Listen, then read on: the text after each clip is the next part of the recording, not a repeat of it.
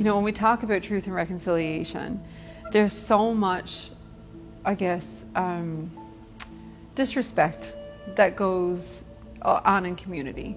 You know, there's this theory of who's more Indigenous and who's, you know, really Indigenous, and card holders versus non-card holders, and things like that, members, not non-members. And in my role as someone who's politically tied to Qalipu First Nation, I often even struggle with that, you know, because I feel so compelled to care for my community as a whole. You know, there's so much emotion and feeling around, you know, settler versus Indigenous and all this dark history in Canada. And I think truth and reconciliation just gives us a title to go forward in a better way, in a good way. I didn't grow up like that, that's for sure. You know, growing up, it was, you weren't even really allowed to ask about it. You know, it was like just the thing you didn't speak about.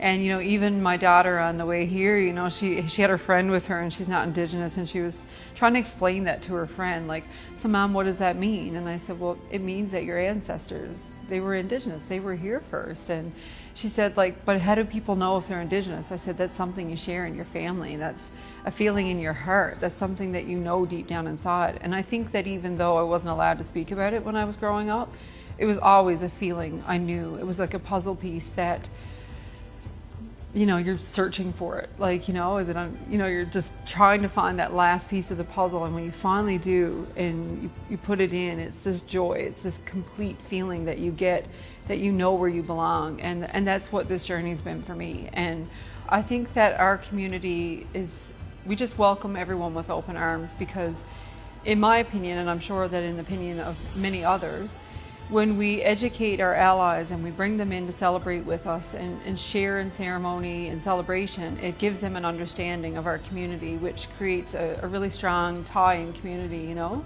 So I think that the more that we can open our doors and share, it just creates a stronger sense of knowing, you know, all about our Mi'kmaq community.